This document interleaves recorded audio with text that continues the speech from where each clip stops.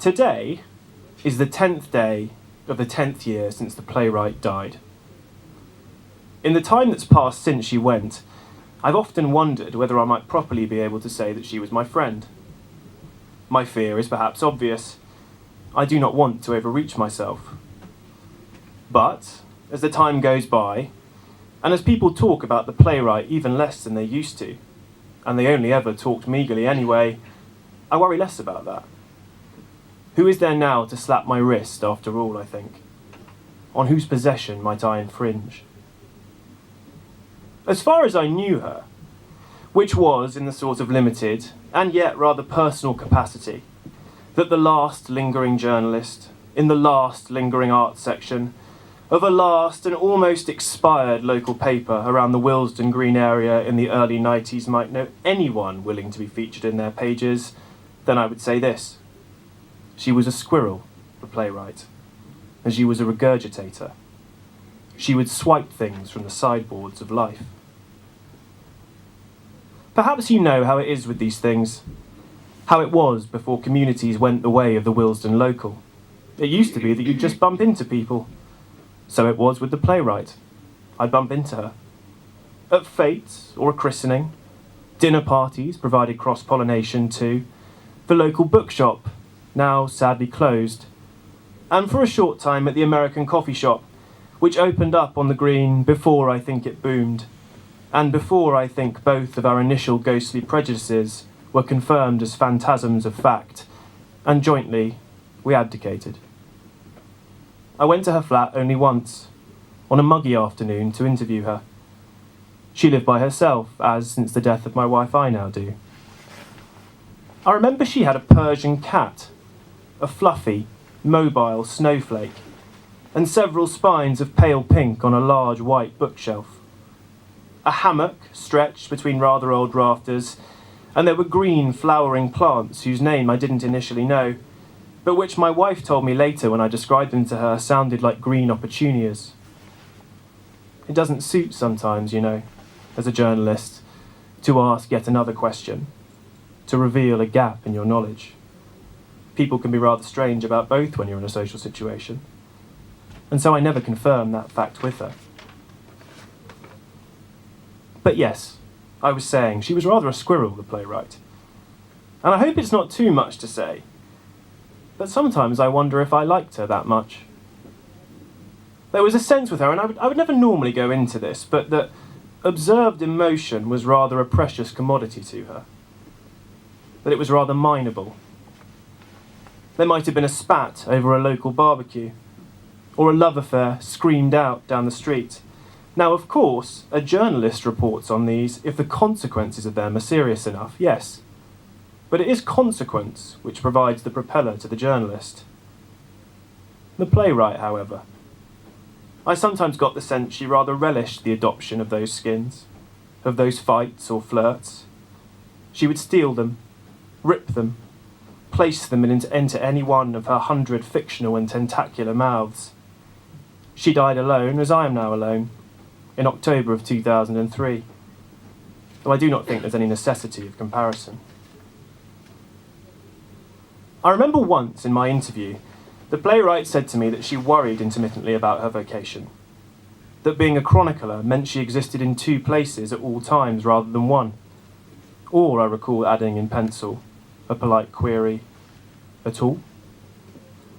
Once too, she also said to me that she would think of lines she liked about a character, and then be unable to see the world without finding them a home, without finding the person to whom they best applied. The example she gave was a tart one, as it happens. The idea of a man whose most interesting feature would be his early death. But we were both quite young then, and I didn't take any implication, perceived or otherwise, too personally. At times the wax and wane of the real and unreal, I think, weighed quite heavily on her. At least I like to think so. But I'm coming to the end. No one talks much about the playwright now.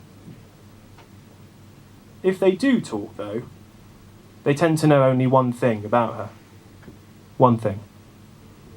One thing which, and this is something which fortifies me, whatever are left of her friends, whoever they may be, have been unable to shift. And so perhaps it does fall to me to do. The thing is this. When she died, she did so alone, as I said, and it was her niece that found her, and which is often nowadays the way.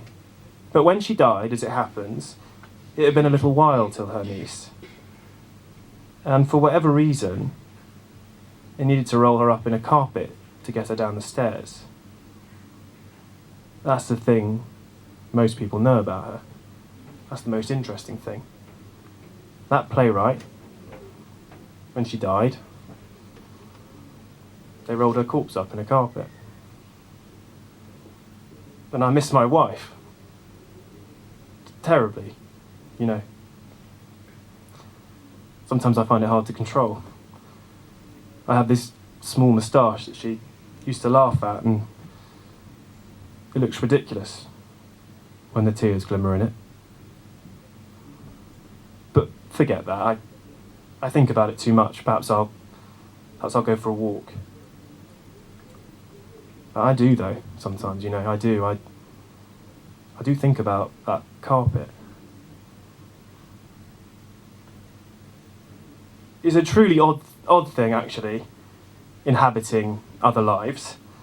I've developed rather a sideline in these silly little obituaries, sad old man.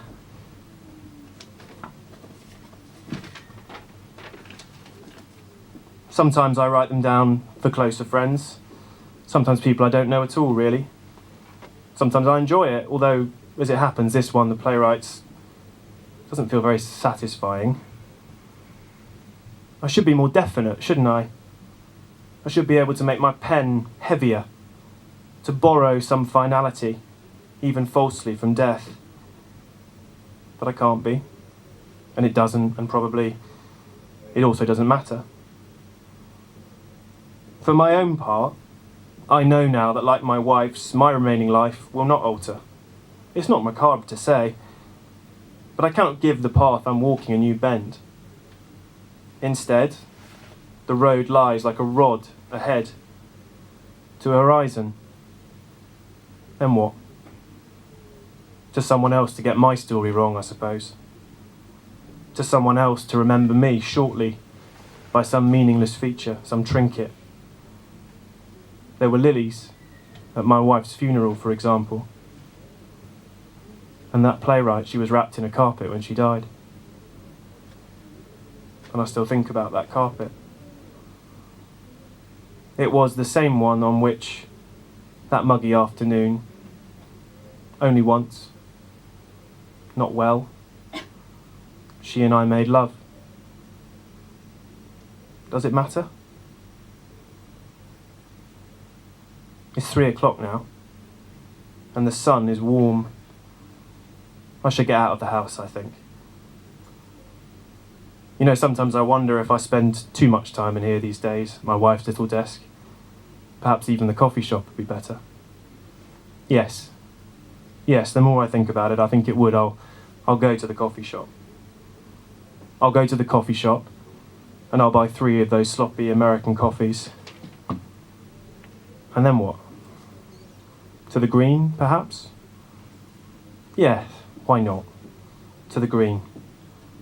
I'll go to the green with my warm tubs. I'll go to the green and I'll take a sip from each. The same sip.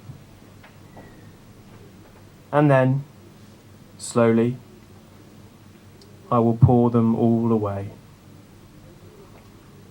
Thanks.